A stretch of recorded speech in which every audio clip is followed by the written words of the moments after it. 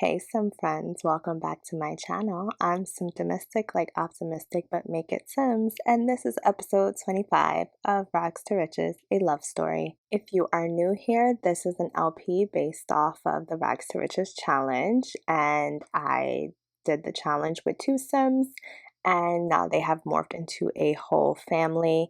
Please catch up in the playlist so you can kind of know what's going on, but you can also start from this episode if you want to get to know this family. I thought I would start off with this really cute moment from baby Egypt, and she's just admiring her mom, Alicia. They're just having a nice little moment together. These toddler moments are so precious and fleeting, but we are going to catch up with Kenya and see what she is up to. As you guys remember, Kenya is growing up. She is a teenager and she's out at the basketball courts with her friends. I downloaded this basketball court off of the gallery, so I'm sure if you type in basketball court, why is that such a mouthful, you will be able to find it. And Kenya has a lot of friends. Kenya's a pretty popular girl. She is pretty confident and she's also, doing well for herself, and unfortunately that means some popularity comes along with that. So she has a bunch of her friends out here, and I'm just scrolling over their names because I don't always remember their names except for Billy, who, I love Billy.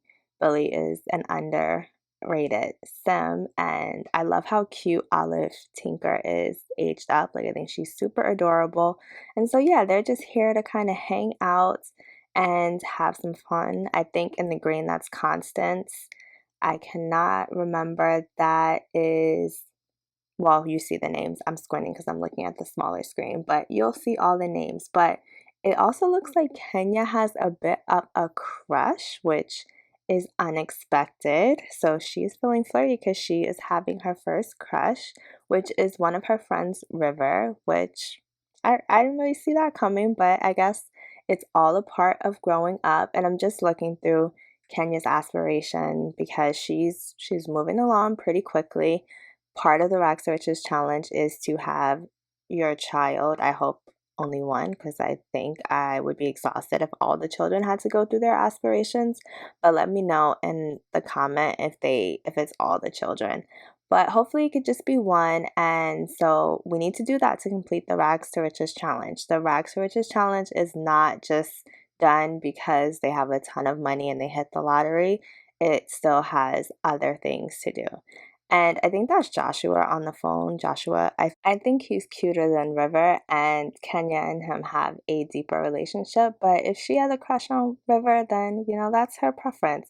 So yeah, they're just heading over to play some basketball together. Everybody looks so cute in their athletic wear. I'm just trying to take some of the headlines off. But yeah, this is going to be a pretty chill episode, nothing too eventful, just a little catch up with the family. They still haven't gone on vacation or done anything like that. It's just a lot to do. They have 3 kids now, so there is so much to do with these Sims. Some of the Sims kind of left. They were like, it's too hot for all of this, but Billy, River, and Constance stuck around. They're playing some ball, and it looks like Kenya like playing basketball or being athletic, kind of like her dad, Rich. So I will add that to her likes because it seems like it fits her. If they ever do an update to or a refresh to City Living, that's something that would be cool to add in, that there is basketball teams and your teens could join basketball teams, or something where you see the sports teams more than you do with university. So Kenya actually is a little musty from playing basketball so hard, and she's kind of embarrassed. So she's telling Billy like, oh my God, I cannot be out here stank in front of my boo. So Billy's like, well, go home. I can make an excuse. I can say like something happened with your little sister and you have to go babysit really quick, so he won't know a thing. I love Billy and Kenya's friendship. I feel like it reminds me of Clueless. You remember Cher says in the beginning of the movie that her and Dee are friends because they know what it's like to have people be jealous of them. I feel like it's kind of like that with Kenya and Billy. They are true friends, but there's also some circumstantial things in common, like getting rich pretty quickly. When Kenya gets home, there is a lot going on. Her butler is on fire. Like, She caught on fire. Kenya's not really in the mood for this because she just wanted to come home and take a shower, but now she's freaking out because there's a fire and everyone's scrambling to figure that out. Constance is outside because Constance knew that Billy was lying when she made up that excuse because they're all kind of friends.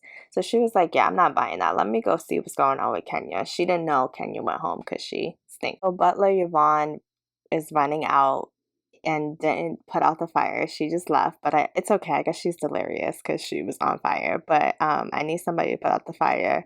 Constance knows, so she thinks Kenya went home because the house was on fire. It's just too much going on. It looks like Kenya, of course, Kenya and Rich are here to save the day. That just shows she's just like her dad. Oh, and here comes Alicia. So family gotta, the family's holding it down. And somebody stinks. Oh, Kenya still stinks. I forgot about that quickly. And the sprinklers went off, so all is well. It was just the laundry room. They really got to get together on cleaning the lint tray. I know that's the butler's job, but if it's gonna burn down half your house, you have to get it together. Rich told Baco about the fire and he came right over to help, so their friendship is really evolving. Don't ask me why he don't have a shirt on. He's a superstar. But Baco and Rich are really getting back to a good place. It's the next morning, and Kenya just woke up from a dream she had about River. She dreamt that River rescued her from the fire. So, I don't know. We're going to have to figure out what's going on with her and River and see if that's actually a love connection. Because so far, it's just on Kenya's end. Meanwhile, Rich is just taking some alone time this morning dancing in the yoga studio because he is getting his interest payment, or the family is getting their interest payment this morning. And their interest payment, like, it's more than they make at their jobs in a week, Alicia and Rich. So Rich is very happy. He is realizing how well he's done for himself. That moment where it hits you that you are doing well in life. This is his moment. Rich is like, wow, the rich gets richer. And I think he is realizing like he doesn't have to work. Alicia's already kind of figured that out. Alicia is working from home. Like, she don't do the office commute or go to the office anymore because she's a big boss. So she is comfortable working from home. She may quit, she may not, but Rich is certainly thinking about his options as well. But he's also very happy and he plans to take his wife on a nice date the next day. Here we are with Rich and Kenya on a date, and we are in Grindleton Bay. Don't worry about her sad face. She's still a little shook up from the fire, even though she helped. But we are in Grindleton Bay at the Lighthouse Museum, and Rich actually wanted to take Kenya here when they were in the struggle. It's funny because she's wearing that same orange top that she had on when she got electrocuted. But Rich saw this area and he thought it looked really romantic, but he couldn't afford the required donation of the museum at that time. It wasn't one of those museums where you could just give what you think is charitable. So he had to have the $20 to take her here. And even though this is not really an expensive date and they can afford much more expensive dates, now this is something that was out of reach for them when they were struggling. So they're just going to enjoy their time. I know this little kid is being nosy, but they're going to enjoy their time. They're going to talk about the fire and how they leapt into action and how they're just really proud of themselves, that they're really able to take care of themselves and their kids at such a young age. Like, their children don't have anything to worry about. They don't have to worry about if they can afford anything in the future, and maybe their grandchildren won't have to worry about that either.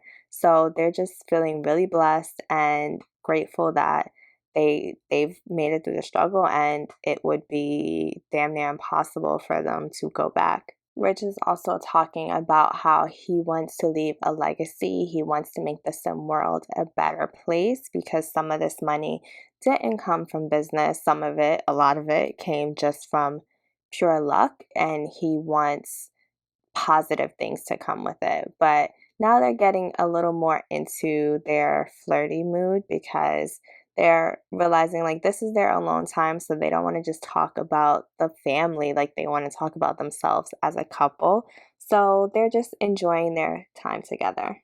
After looking at all that artwork and some fans going a little crazy, they decide to go out to the lighthouse because the lighthouse is a part of the exhibit or the museum that's a little more private, and you can pay a hefty sum to just go there where it's just you and your person. So Alicia's really excited to be able to have this experience because it's something she wouldn't have thought of. So they're headed over there. And this will be the last part of this episode. So I want to get my thank you for watching and please subscribe and all that YouTube, SimTube stuff out the way. You all know the drill. Wow, this beach looks gorgeous. Like this is like a nice place for your sim to propose. So I'm loving that they're stopping here just to take a second. Wow.